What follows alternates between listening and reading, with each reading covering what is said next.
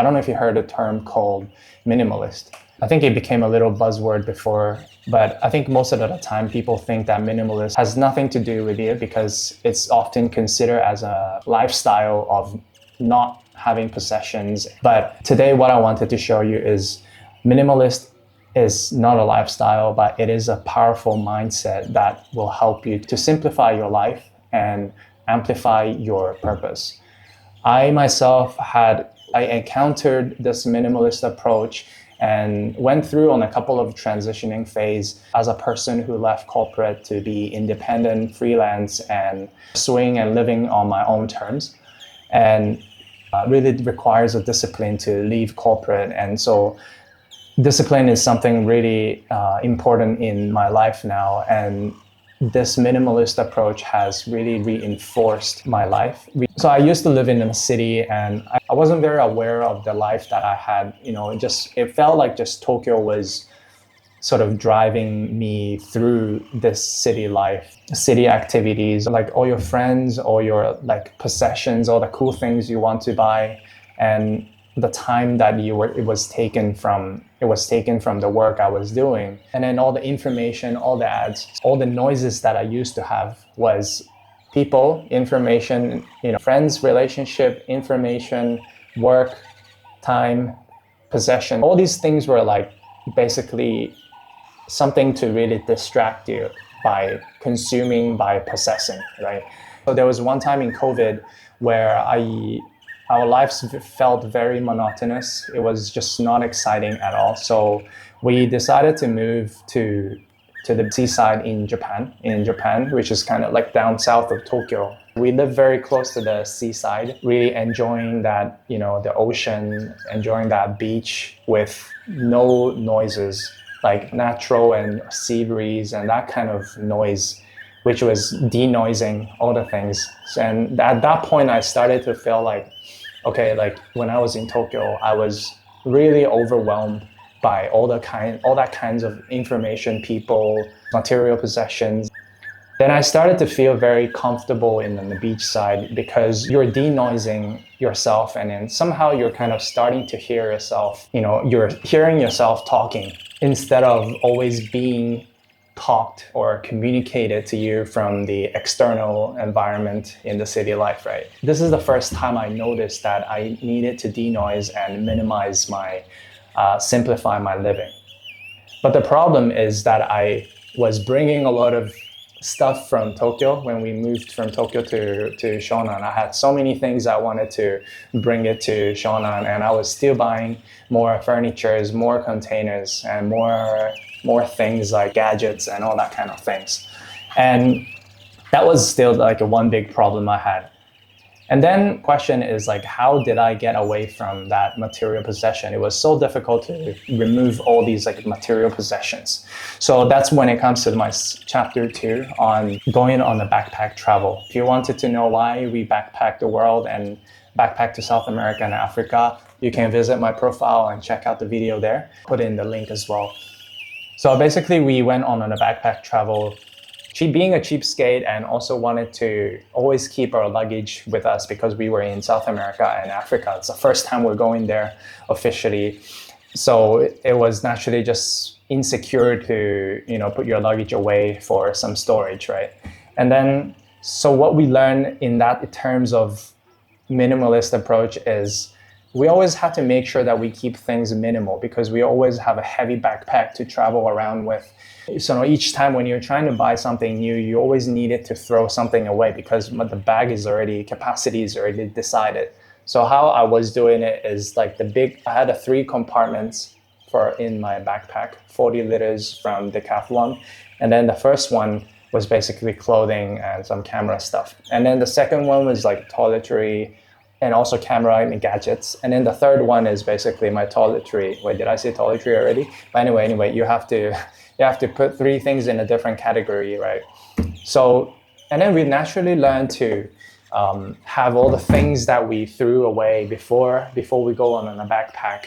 And then we just brought whatever that is necessary for us to move on with our project of traveling with international buses. And then when we actually continue that like halfway, we started to notice that we have more space in our bag, because we started to know that not everything was actually necessary for us to travel with. Like, I think it's just a kind of a mindset shift happened there, where we don't need to really bring in so many things.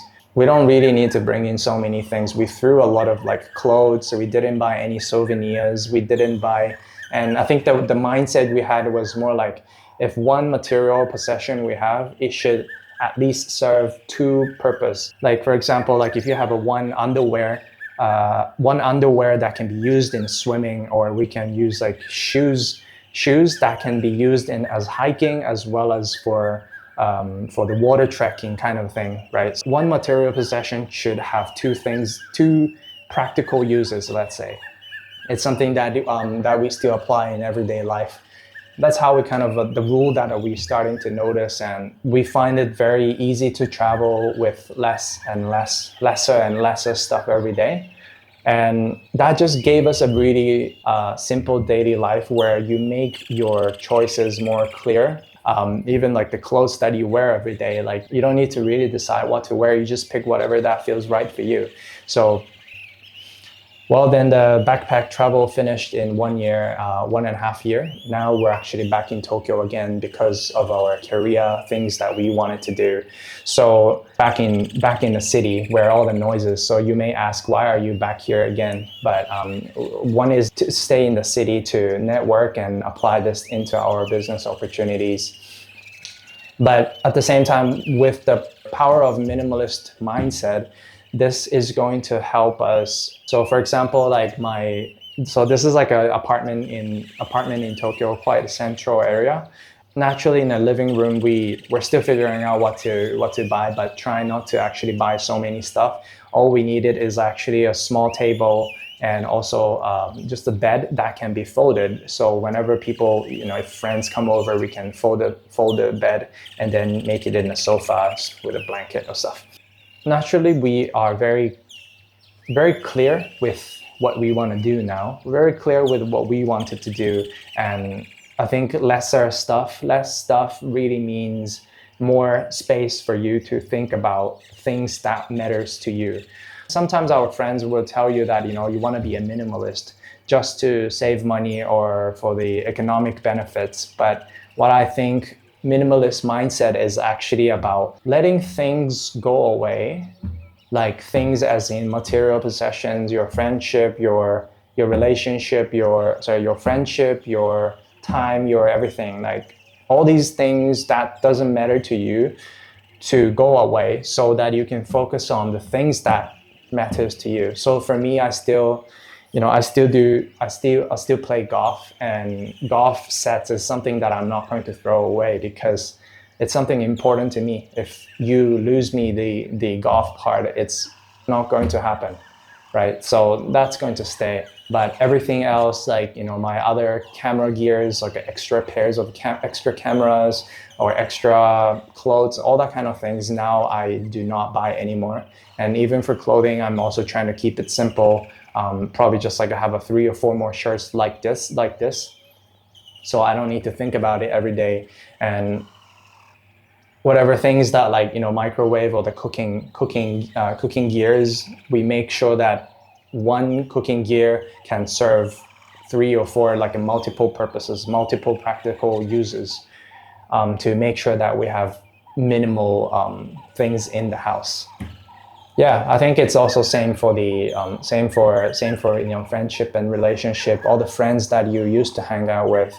I mean, we all go through different stages in life as well. But if it's really, you can also apply a minimalist mindset in this, where people that suck up your energy just get you really exhausted. I think this is a sign for you to let go and start hanging out or exploring a new network of people who gives you more energy to support where you're going. I think that's more important.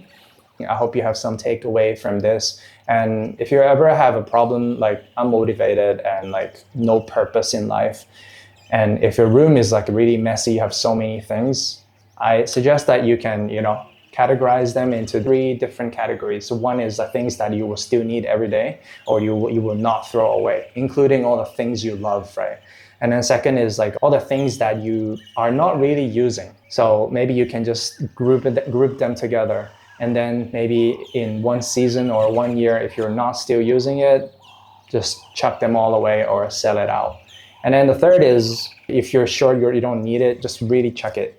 Letting go is also one big decision, right? So sometimes throwing things away, but you find it difficult to throw that thing away because you invested your money or your time to have this possession, or you have some kind of memories to it. But if you feel like you don't really need it or you don't really care, it's something to really let go. And letting go is like one big milestone for you. So don't underestimate this power of actually making a decision to let something go. Yeah. So yeah, like I think this is something that I learned, which became a powerful tool for me over the past 2-3 years. And I hope there's something there. I hope there is some takeaway from this video. If you have anything that inspired or like new ideas that you didn't know, let me know in the comment. Or if you have a specific part of the video that you liked about, please let me know in the comment. It is very encouraging to receive all these comments that I read. I'll read them all as well. So that's it for today. Thank you for watching. Please like, comment, subscribe. But other than that, I'll see you in the next video. Ciao.